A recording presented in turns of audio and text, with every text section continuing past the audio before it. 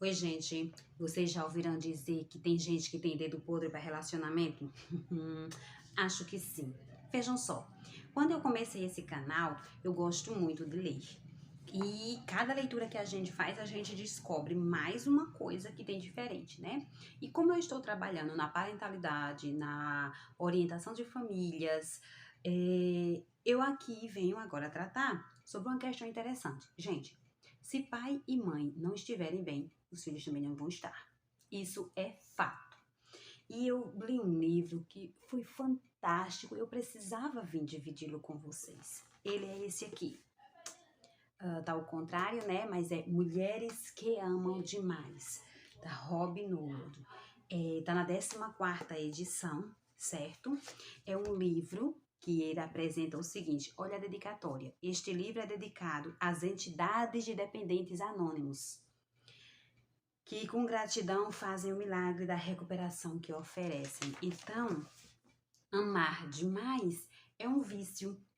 E esse livro, a autora é uma terapeuta e ela começa a trazer vários casos aqui que ela atendeu na clínica. Ela é especialista em relacionamento conjugais, famílias e criança.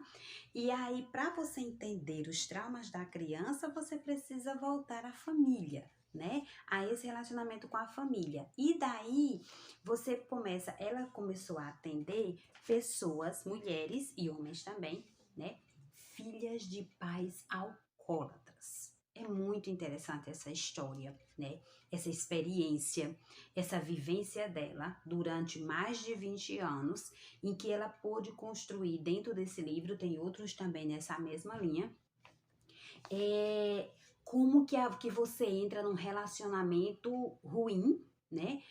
Um relacionamento doentio, como você faz de tudo para não sair dele, né? E como você, quando sai dele, porque a outra pessoa te expulsou, você acaba caindo em outro pior do que ele.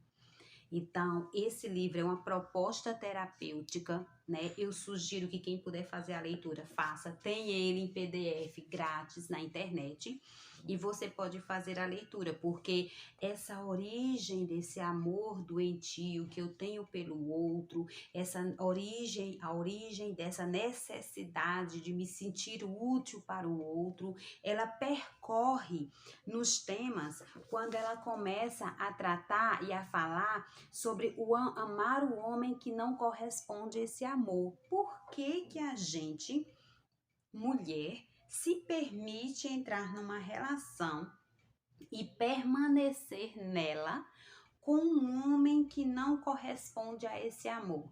Nessa parte, nesse capítulo, ela traz toda a trajetória dos casos que ela acompanhou de filhas de pais alcoólatras, né? Em que se torna, ela até usa o termo, quando você vem uma família, né, alcoólatra, a maioria se torna co-alcoólatras e você não sabe viver numa vida em paz, você não sabe o que é uma vida em paz, uma vida tranquila, uma vida feliz. Você viveu e aprendeu que uma vida é uma turbulência daquela. E ela traz depoimentos de muita gente que diz que se ficar numa vida tranquila, entra em depressão. Então precisa dessa turbulência. Essa turbulência vira esse adoecimento, essa turbulência vira um remédio para eu permanecer longe da depressão, nesses casos aqui. Por isso que a gente vê, né, em muitos relacionamentos, muitas mulheres submetendo a situações de miserabilidade, né, mendigando um sentimento de alguém que não pode dar e elas não conseguem sair dessa relação. Por isso que a autora ela aponta que muitas mulheres elas tendem a buscar homens que sejam até semelhantes ou refletidos à figura de seus pais, né? Parecido. Geralmente você entra em relacionamentos que o cara também é alcoólatra ou é violento, porque às vezes você tem a ideia de curar ele, eu vou cuidar dele, o meu amor é o suficiente para nós dois. Que aí ela coloca aqui, num dos seus capítulos, se eu sofrer por você, você vai me amar. Então, eu preciso, né? O meu amor vai ser suficiente para nós dois. Quem já não viu essa frase? Né? Não, eu amo por nós dois. né? Então, esse eu amo por nós dois está confundindo o amor com um sentimento de obsessão, de possessividade, de um distúrbio, a gente pode falar nesse sentido, mas que tem origem, que não nasce do nada. Que a gente às vezes escuta os comentários dos seguintes julgamentos: nossa, mas aquela pessoa, aquela mulher é tão bonita, bem-sucedida, e ela se submete àquela relação, por que que ela permite aquilo para ela, né? E aí a gente começa a ver que esse por que que ela permite aquilo tem toda uma origem, então tem toda uma história. Neste caso específico das experiências dessa autora, ela simplesmente investigou filhas de pessoas alcoólatras. Então, não quer dizer que toda filha de pessoa alcoólatra vai ter esse comportamento. Jamais. A gente não trabalha com generalizações nunca. Trabalha com maiorias. Então, se a maioria traz esse comportamento, tem-se uma hipótese de vir de seu sofrimento vir dessa origem, né? Mas não radicaliza e não acredita que seja todo mundo, porque filhos também que não são pais alcoólatras estão também dentro dessas situações. Aí já são outras questões que trazem à tona esse sofrimento para essa mulher. E daí ela começa a falar que essa mulher, ela tem uma necessidade de cuidar desse homem, né? De ser necessária para ele. Ah, se eu vou fazer tudo, vou fazer a sua vida muito feliz, porque se eu compensar essa dor que você traz dentro de você, você vai ficar melhor. E eu tenho que abrir esse parêntese aqui para dizer para vocês que eu estava no salão arrumando o cabelo e aquelas meninas que trabalham lá, minha gente, aquelas meninas são sábias demais. Cada vez que eu vou lá, eu tenho uma surpresa com elas.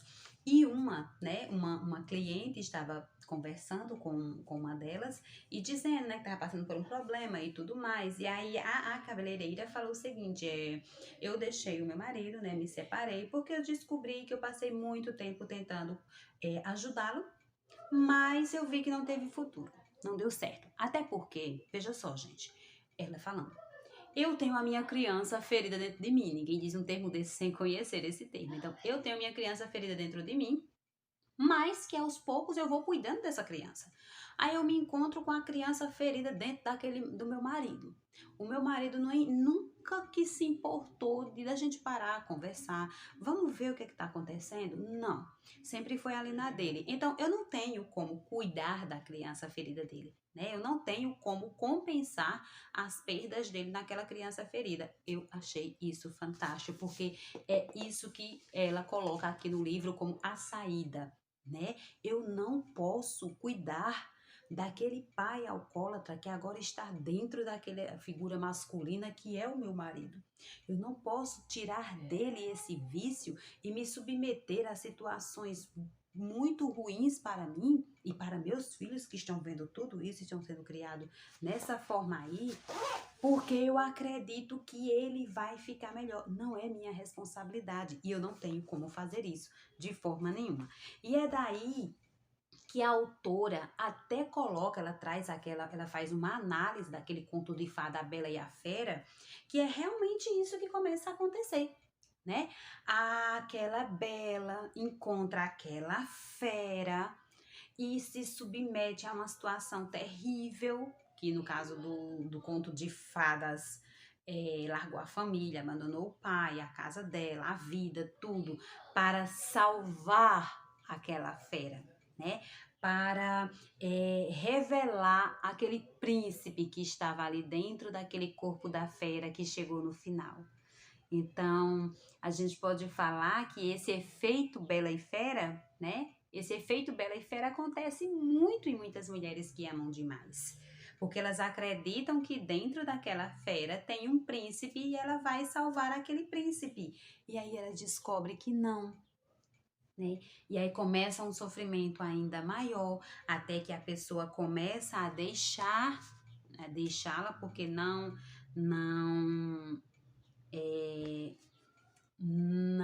corresponde mais, né? Até a pessoa que ama demais sufoca também o outro e o outro não fica nessa relação e tenta deixar. E esse deixar, esse abandonar é de uma dimensão gigante dentro dessa mulher que ama demais, né? Porque ela se submeteu a toda situação para poder salvar esse homem, né? Para poder recuperar esse príncipe que estava dentro dessa fera. E ela descobre depois que foi abandonada por essa fera. Então, os depoimentos aqui, elas chegam a dizer que elas não aguentam essa ideia de dizer vou ficar só, vou ficar sem ninguém, ou seja, ninguém vai precisar de mim. Ela trouxe o depoimento de uma filha, né, de um casal. O pai era alcoólatra e a mãe sofreu a vida toda com ele. E aí o pai faleceu, né, e a mãe entrou em depressão e passou muito tempo em depressão, até também chegar no álcool. Então, essa filha se sentia bem porque essa mãe dependia dela e ela queria cuidar dessa mãe e ela precisava cuidar dessa mãe. Ela não quis nenhum relacionamento com ninguém porque ela estava satisfeita em a mãe precisar dela, né? E ela ser totalmente útil para essa mãe. Só que quando chegou um belo dia, essa mãe, depois de incentivo e tudo mais, e conversa, resolveu procurar os centros, né, que nos Estados Unidos tem muitos centros de recuperação de mulheres que amam demais, né, um serviço oferecido para isso, e que aí a mãe começou a abandonar o álcool e a sair da depressão. O que aconteceu? Quando a filha percebeu que a mãe não precisava mais dela, então a filha entrou em desespero, porque não era mais útil, não era mais necessária, teve seu amor rejeitado pela sua mãe, certo? E aí ela partiu para encontrar outra pessoa, até quando entrou num relacionamento com uma pessoa que bebia socialmente, né? Porque a gente, a princípio, sempre fala isso, né? Bebia socialmente e depois descobriu que a pessoa foi e virou alcoólatra. Então, quando você ama demais, né, nessa situação aí de filhos e filhas de pais alcoólatras, a tendência é buscar relacionamentos de pessoas que já estão meio desajustadas. Mas não só é relacionamento amoroso, é relacionamento também profissional, esse relacionamento dessa mãe com essa filha.